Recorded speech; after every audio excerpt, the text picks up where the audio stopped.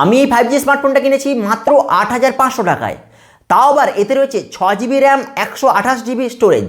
সব বলছি তার আগে অবশ্যই চ্যানেলটাকে ফলো করে দিন আর ভিডিওর উপর ডবল ট্যাপ করে দিন। আপনারা সকালে ভিডিও দেখেন কিন্তু চ্যানেলটা ফলো করতে ভুলে যান। তো এই স্মার্টফোনটার নাম হলো পোকো M7 5G।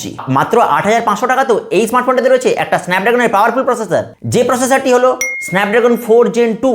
আর এই পাওয়ারফুল প্রসেসরটাকে পাওয়ার দেওয়ার জন্য এই স্মার্টফোনটাতে রয়েছে 5160 mAh এর একটা বড় ব্যাটারি। আর তার সাথে এর বক্সে পেয়ে যাবেন একটা 33 ওয়াটের চার্জার। কিন্তু এই স্মার্টফোনটা মাত্র 18 ওয়াটের চার্জিংই সাপোর্ট করে। আর এই স্মার্টফোনটার ফ্রন্ট সাইডে রয়েছে 6.88 ইঞ্চের একটা বিরাট বড় ডিসপ্লে, যে ডিসপ্লের কোয়ালিটি যথেষ্ট ভালো।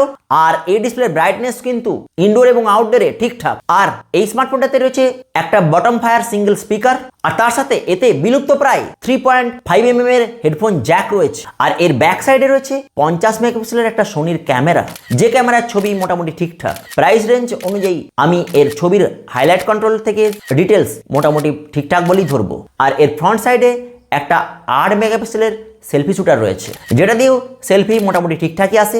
আর এই স্মার্টফোনটার পারফরমেন্সও বেশ স্মুথ।